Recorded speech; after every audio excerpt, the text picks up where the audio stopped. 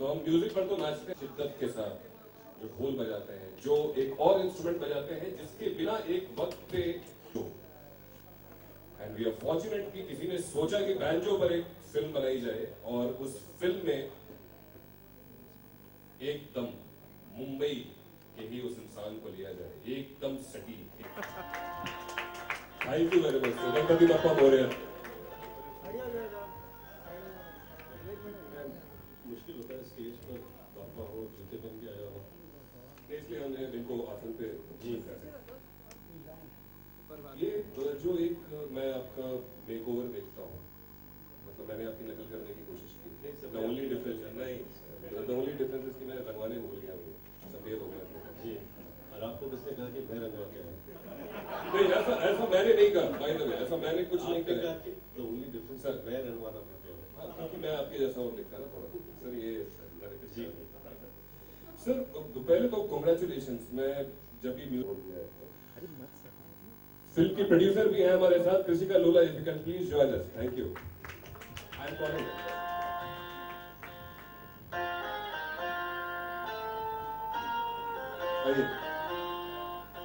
And last but not the least, Nargis Fakhri. जोरदार तालियां please.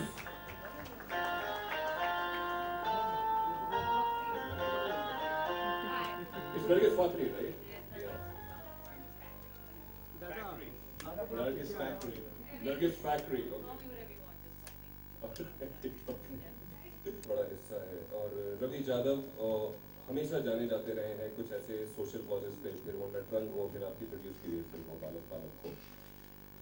ये क्या उनके लिए आई थिंक रवि ज्यादा हमेशा कुछ सोशल इश्यूज पर टिप्पणी करते हैं, पर अपने कमर्शियल वे में करते हैं। उनका एक अपना अंदाज है। हर फिल्म आप उनकी मराठी में ले लो, एक म्यूजिकल ब्लॉकबस्टर है। Is very strong with his music, cinematic music जो उनका बहुत ज़्यादा स्ट्रॉन्ग है।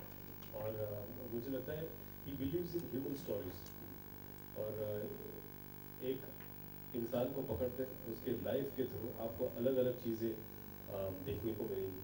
अलग हो सकता है at the end of it it's a triumph of probably a small group with the help of a lady from New York who thinks that they can become big. लेकिन उस triumph में भी बहुत सारी चीज़ें हैं जिस पर वो टिप्पणी करते रहते हैं socially. So that's his forte. और ये जो मेकओवर है वो इसी फिल्म के लिए है या पर्सनली आप ऐसे ही दिखना चाहते हैं?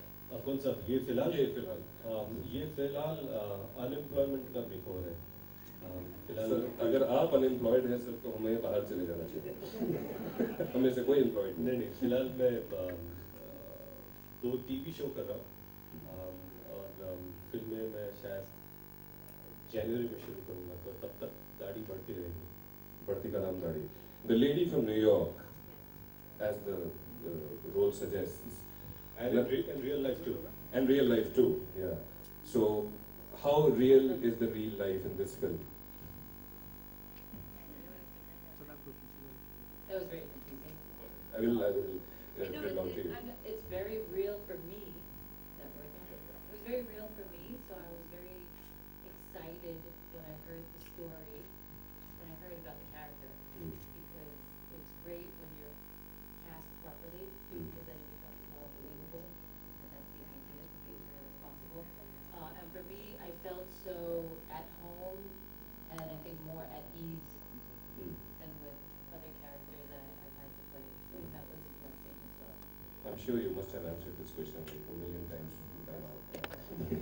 Yes. Yeah. Have you ever heard of banjo before working in this film? I have heard of banjo in a song in America that we sing, but it's not the same banjo. So I only learned about the banjo, which I learned is actually the boo taram, right? I just want to make sure. Okay. And so it's my first time learning about the instrument and hearing the instrument. So it was very exciting. कृषिका, so जब आपके पास इस film का project आया या concept आया, तो convince थी कि हाँ इस मुद्दे पर इन लोगों के साथ ये फिल्म बननी चाहिए? बिल्कुल, क्योंकि ये बहुत किसी ने सोचा भी नहीं होगा कि बैंजो के ऊपर कोई कंटेंट आज तक किसी म्यूजिकल इंस्ट्रूमेंट पे मैंने सुना नहीं है, जहाँ तक मेरी याद जाती है। इससे पहले शायद कोई फिल्म बनी नहीं है। ये बैंजो एक इंस्ट्रूमेंट है बहुत पहले से, Right. लेकिन इट वाज नेवर फोकस्ड कि इसके ऊपर कोई पिक्चर बन सकती है. I mean nobody would have thought of to make a film on those people who we actually seen growing up with. Like, you know, when we went to any Ganpati festivals and they would be there enhancing the festival with that beautiful music and, you know, fun music. So it was a very beautiful thought behind this whole concept also, to give them respect, to make sure that they will get a lot of respect after, you know, after we finish the festival. We just forget them and we just tell them to move aside, and, you know, a lot of we are really badly treated, I feel. So our team had a beautiful thought also behind this.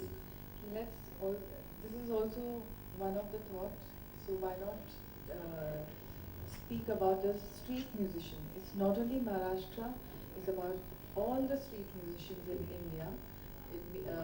Let it be Lucknow, Punjab, and Rajasthan, like all over. Even South, Yeah, all over India.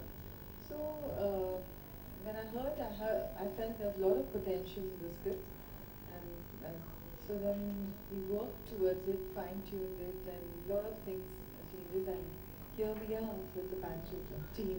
So all the best. Banjo का base एकदम तैयार है. 23rd September, right? That's the release date. And I am eagerly waiting, क्योंकि musicians पे film बहुत कम बनती है. Banjo पे फिल्म बन रही है और रितेश को इसमें देखना चाहता हूँ कि उस फिल्म में क्या हो रहा है. It's open for you guys now. So चलो भाई बैठ कर लो.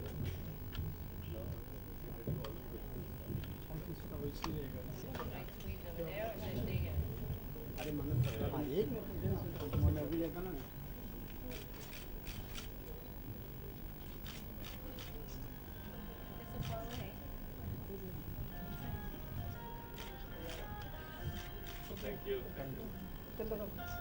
चलो भाई बूम लगा लो. स्वतंत्र थोड़ा जा अरे 2 मिनट रुको, फोटो खींच रहे हो. फोटो खींच रहे ना यार लोग.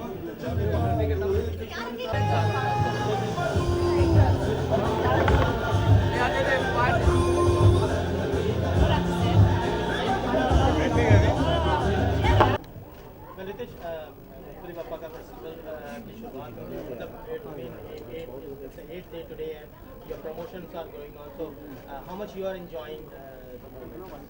नहीं, आई थिंक फेस्टिविटीज़ देश भर में चल रहे हैं और इसी के दौरान बैंजो के प्रमोशन भी ज़ोरों शोरों से चल रहे हैं और ख़ासकर ये बैंजो की फिल्म की शुरुआत हो या प्रमोशन की शुरुआत, ये भी बाप्पा के गाने से हुई है और अच्छा लगता है कि जब भी हम गाड़ी से जा रहे हैं तो हर मंडल में बाप्पा का गाना बज रहा है. So it just feels great that आप उनके फेस्टिविटीज़ में भी अपने गाने के द्वारा एक छोटा सा हिस्सा बन चुके हो. So it feels great. I am happy and wishing everyone a happy Ganesh Utsav and be safe. Like you've been to Mumbai, it's been many years you are here, but how much you enjoy this festival a lot, and this time being a part of the promotion also, so how much you enjoy it? Well, I think all festivals are very exciting, but this one is probably the most exciting. And now being part of the film and promoting during this festival time, it's fun. Don't you feel that 23rd is a bit late for the release, rather than releasing this on this festival, during the festival? We wanted the audience to enjoy our music, and the great for the film was after they have really imbibed the music during the festival, so they will enjoy watching the film after everything is done. Ritesh, ji sir. banjo, मतलब now you completely playing the whole banjo, you completely know about the banjo, or is it something nuances or something? अभी जो festival के दौरान बहुत से नहीं, मैं आप बताओ real आप life जो कौन से banjo भाषा में इसका जवाब दूँ. आप बताओ ना, आप इंग्लिश में इंग्लिश बोल जाओ तो हिंदी में चलेगा, ओके। तो सबसे पहले मैं बताना चाहूँगा कि बैंजो ये जो इंस्ट्रूमेंट है ये मेरे लिए नया नहीं है। मेरे घर में बचपन में एक बैंजो हुआ करता था। मेरे कुछ दोस्त थे जो बैंजो बजाया करते थे बैंजो पार्टी में। लेकिन ऑफ कोर्स पिछले 20 सालों में मैं इस चीज़ से वाकिफ़ नहीं था, लेकिन आज जब ये स्क्रिप्ट आई और फिर ऐसा ऑप्शन मिला और अपॉर्चुनिटी मिली कि मैं बैंजो बजाऊं, तो मैं ये नहीं कहता कि मैं उतनी अच्छी तरह बजा पाता था, पर यस मैं इंस्ट्रूमेंट को जानता था, तो मेरे लिए वो एलियन नहीं था।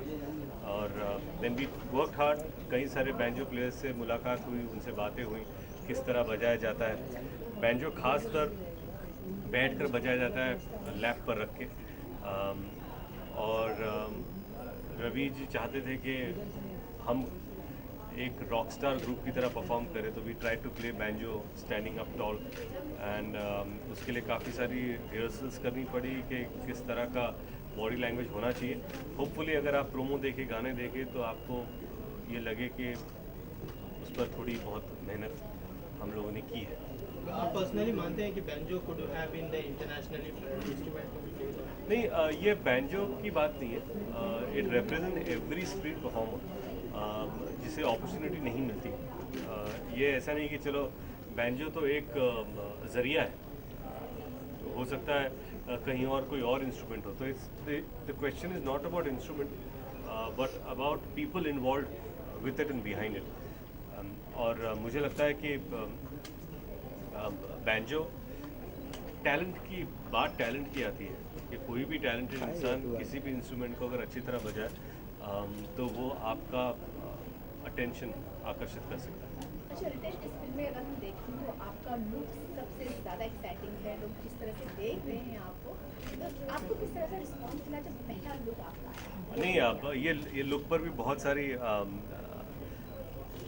रस्सी खींच हुई है, क्योंकि मैं उस वक्त हाउसफुल शूट कर रहा था, जो इरोस की फिल्म थी, और उसी वक्त दो स्केड्यूल के बीच हम लोग बैंजो शुरू करने वाले थे, लेकिन कृषिका और रवि ये दोनों ने कहा कि उन्हें बाल लंबे चाहिए। तो we push the film by 5 months, और हम लोगों ने फिर I started growing my hair, growing my stubble. We worked a lot and I am glad कि आपका ये सवाल या कहीं पे भी जाता हूँ तो शायद इतने सालों तक जैसे मैं दिखाऊँ उससे काफ़ी अलग इस फिल्म में लग रहा हूँ। And that's all thanks to my producer, my director, who believed that I could pull off something like this. Nani, just tell us about your face, how as an actor, How much Marathi? and how much Marathi you learn. Better say good things. That's a good thing. Okay. Yeah. Marathi, I learned some words, but I've forgotten them already.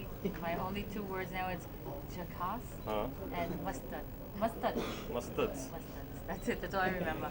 And working with Ritesh is a blessing because he's such a wonderful person, first of all. A great actor, which helps. Who helps me. Yes. Yeah. A very caring person and easy to work with and a lot of fun. So I'm very lucky. Krishna ji, आपको कैसा लगा जब ये film आपके पास आई है? कौन सी ऐसी चीज़ थी जो जिससे सबसे ज़्यादा एक्साइट किया? पहले तो कंटेंट ही एक्साइट किया मुझे, क्योंकि कंटेंट बहुत रूटेड और it's a very real story,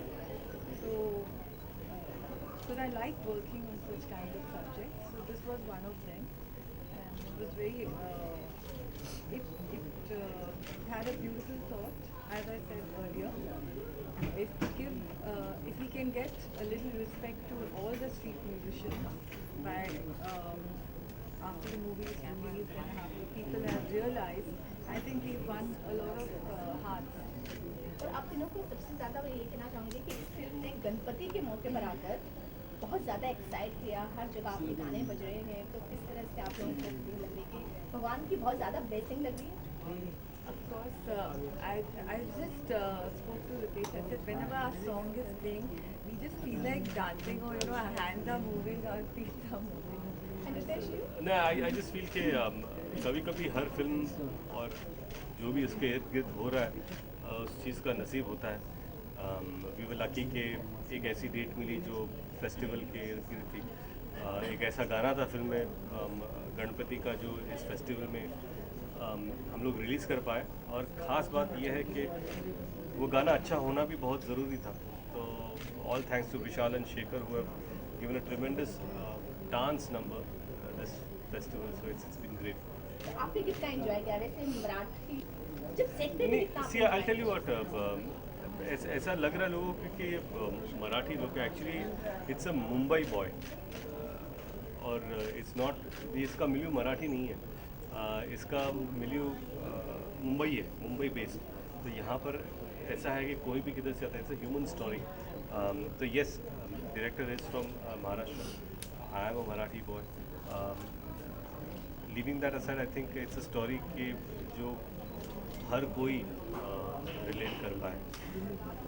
और आखिरी सवाल, आपने भी इको फ्रेंडली गणपति बनाई और हमारा जो इनिशिएटिव है 9 साल पूरे हो गए हैं विघ्नेश गणेशा को जी। और इसके साथ जुड़ के कैसा लग रहा है? नो, आई थिंक मुझे लगता है कि बिट टू लेट कि मैंने अपने हाथों से कोशिश की, पहली बार बनाने की कोशिश की, थोड़ा बहुत वो बन गया, पर मैं चाहूँगा कि हर साल मैं यही करूँ कि खुद मिट्टी लेकर आऊँ, make your own Ganpati and celebrate this festival. क्या है कि एनवायरनमेंट, पर्यावरण, अगर हम उसकी रिस्पेक्ट करें तो वो हमारी रिस्पेक्ट करेगा। जो हम उसे देते हैं वहीं हम वापस पाते हैं। तो ये बहुत ज़रूरी है। And I am want to congratulate you guys for having this green Ganesha, right? Yeah. The big green Ganesha, eco-friendly Ganesha initiative, and I'm glad that we are glad to be here, supporting this cause and talking about Bappa. Rishika ji, आपको कैसा लग रहा है हमारे इस initiative से जुड़ के green Ganesha? He said it all. It's very good to be part of this beautiful thing what you started. So we're here to say that Ganpati Bappa Moria. Thank you. कोई सवाल? Thank you. Thank you.